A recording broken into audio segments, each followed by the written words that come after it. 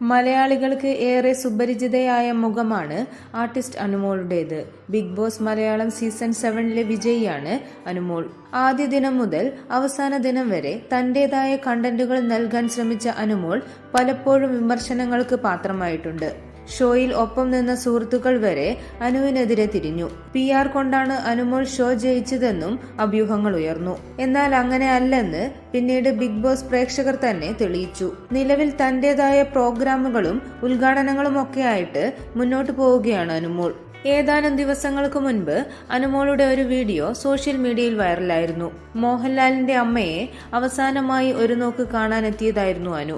അവിടെ അലൻ ജോസ് പെരേരയും സുഹൃത്തും എത്തി.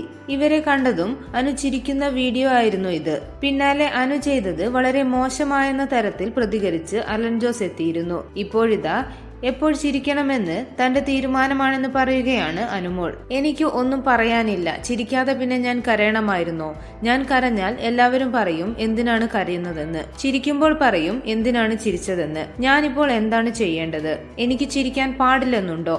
ഒരു മനുഷ്യന് ചിരിക്കാനും കരയാനും അവരുടെ ഫീലിംഗ്സ് പുറത്തു കാണിക്കാനും പറ്റില്ലേ?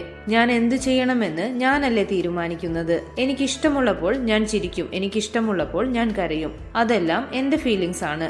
മറ്റുള്ളവർ എന്തിനാണ് അത് ചോദ്യം ചെയ്യുന്നത്?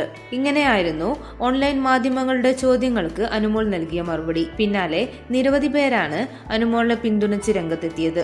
കൂടുതൽ വാർത്തകൾക്കും വിശേഷങ്ങൾക്കുമായി ഈ ചാനൽ സബ്സ്ക്രൈബ് ചെയ്യുക.